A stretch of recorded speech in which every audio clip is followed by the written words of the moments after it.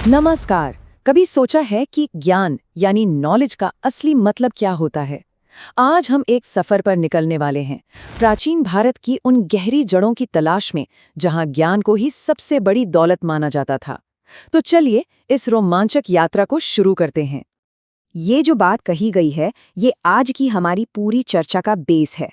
ये हमें याद दिलाता है कि प्राचीन भारतीय सोच में असली दौलत सोना चांदी नहीं थी, बल्कि वो ज्ञान था जिसे कोई चुरा नहीं सकता। एक ऐसा खजाना जो हमेशा हमारे साथ रहता है। भारतीय संस्कृति को अगर समझना हो तो एक बहुत बड़े पुराने बरगद के पेड़ के बारे में सोचिए, जिसकी जड़ें हजारों साल पुरानी हैं और टहनियां हर दिशा में फैली हैं। आज हम इसी ज्ञान के पेड़ की जड़ों और शाखाओं को थोड़ा और करीब से देखेंगे। देखिए, इन जड़ों की सबसे खास बात यह है कि ये सब एक ही तने को मजबूत करती हैं, और इसी एक तने से कला, विज्ञान, फिलॉसफी मतलब कि दर्शन, ऐसी न जाने कितनी शाखाएं निकलती हैं।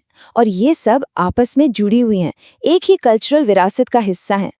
तो चलिए इस ज्ञान के पेड़ की सबसे पुरानी और सबसे गहरी जड़ों से अपनी खोज शुरू करते हैं। ये हैं वो पवित्र ग्रंथ जिन्हें हम वेद के नाम से जानते हैं। अच्छा, ये वेद शब्द का मतलब क्या है? ये संस्कृत के एक रूट वर्ड विद से आया है, जिसका सीधा सा मतलब होता है जानना। तो वेद असल में नॉलेज की किताबें हैं, ज्ञान की पुस्तकें। और ये दुनिया के सबसे पुराने टेक्स्ट्स में से एक हैं, जिनमें हजारों भजन और प्रार्थनाएं शामिल हैं। और जरा सोचिए कि ये परंपरा कितनी पुरानी है, 3,500 साल से भी ज्यादा। और जो बात इसे और भी कमाल की बनाती है, वो ये है कि हजारों साल तक इसे लिखा ही नहीं गया था। ये सारा ज्ञान गुरु से शिष्य तक बस बोलकर एक पीढ़ी से दूसरी पीढ़ी तक पहुंचाया गया। ये कोई छोटी बात नहीं है। लगभग 100 से 200 पीढ़ियों तक ये ज्ञान बिना किसी बड़े बदलाव के मुंह ज़बानी आगे बढ़ता रहा। इसे महान ऋषियों और यहाँ तक कि ऋषिकाओं यानी महिला संतों ने मिलकर रचा था। 4 वेद तो हम सब जानते ही हैं, ऋग्वेद, यजुर्वेद, सामवेद और अथर्ववेद। और इसी कमाल की परंपरा को यूनेस्को ने भी 2008 में एक वर्ल्ड हेरिटेज माना है। वेदों का जो पूरा सार है ना, वो इस एक लाइन में छिपा है। एकम सत विप्रा बहुधा वदंती।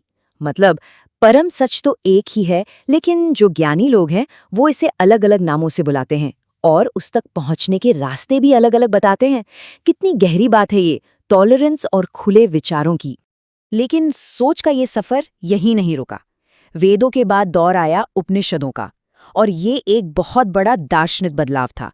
यहाँ पर ज्ञान को सिर्फ मान लेने के बजाय सवाल पूछने पर, क्यों पूछने पर जोर दिया गया।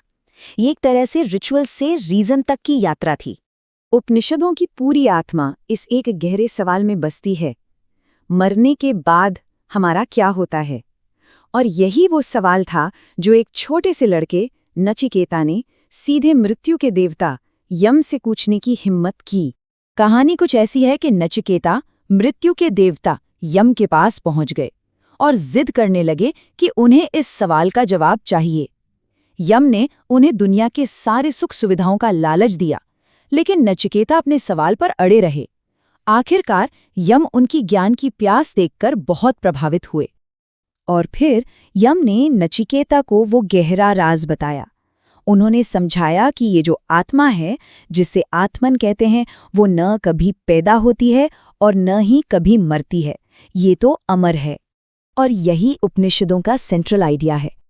इसे ऐसे समझिए, जैसे समंदर की एक बूंद में पूरा का पूरा समंदर समाया होता है ना, ठीक वैसे ही हर व्यक्ति की आत्मा या आत्मन उस परम यूनिवर्सल चेतना ब्रह्म का ही एक हिस्सा है। और इसका मतलब क्या हुआ? इसका मतलब हुआ कि हम सब एक दूसरे से और इस पूरे यूनिवर्स से कहीं गहरे लेवल पर जुड़े हुए हैं। इसी गहरे विचार को 2 बहुत ही मशहूर मंत्रों में खूबसूरती से बताया गया है। एक है अहम ब्रह्मास्मि, जिसका मतलब है मैं ब्रह्म हूं। यह एहसास की दिव्यता हमारे अंदर ही है। और दूसरा तत् त्वम असि, यानी तुम वही हो, जो हमें सिखाता है कि यही दिव्यता हर चीज में, हर किसी में मौजूद है। ये टाइमलाइन देखिए, ये हमें दिखाती है कि कैसे समय के साथ ये विचार विकसित हुए। वैदिक फिलॉसफी से उपनिषदों तक का सफर, और फिर लगभग 500 ईसा पूर्व एक और बड़ी आध्यात्मिक क्रांति हुई, बुद्ध और महावीर का जन्म। तो ज्ञान की इस खोज का अगला पड़ाव हमें एक राजकुमार सिद्धार्थ गौतम की कहानी की तरफ लेके जाता है। उनकी यात्रा महलों से शुरू नहीं हुई, बल्कि इंसानी दुखों की सच्चाई का सामना करने से शुरू हुई। सिद्धार्थ एक राजकुमार थे, दुनिया के दुखों से दूर एक शानदार महल में पले बढ़े। पर जब उन्होंने पहली बार एक बूढ़े, एक बीमार और एक मृत व्यक्ति को देखा तो उनकी दुनिया ही हिल गई। वो हैरान थे कि जीवन में इतना दुख क्यों है।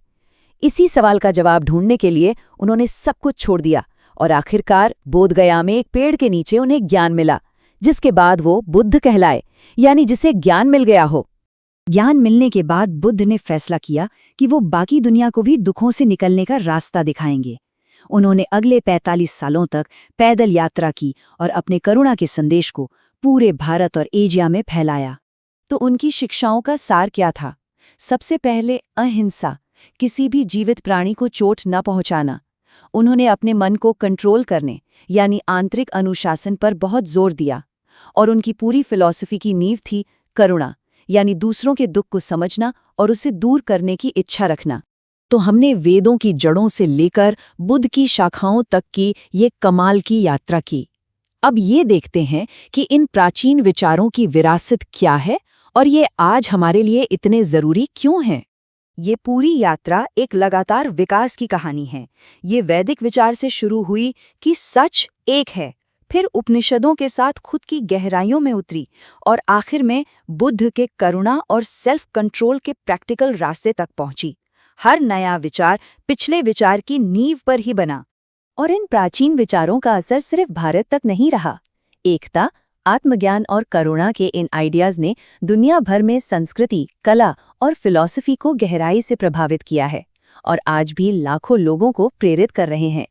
तो बस इसी सवाल के साथ आज की बात खत्म करते हैं कि हजारों साल पुराने एकता और करुणा के जो आइडियाज़ हैं, आज के हमारे इस मॉडर्न दुनिया को, हमारे समाज को कैसे एक नई दिशा दे सकते हैं। इस पर सोचिएगा।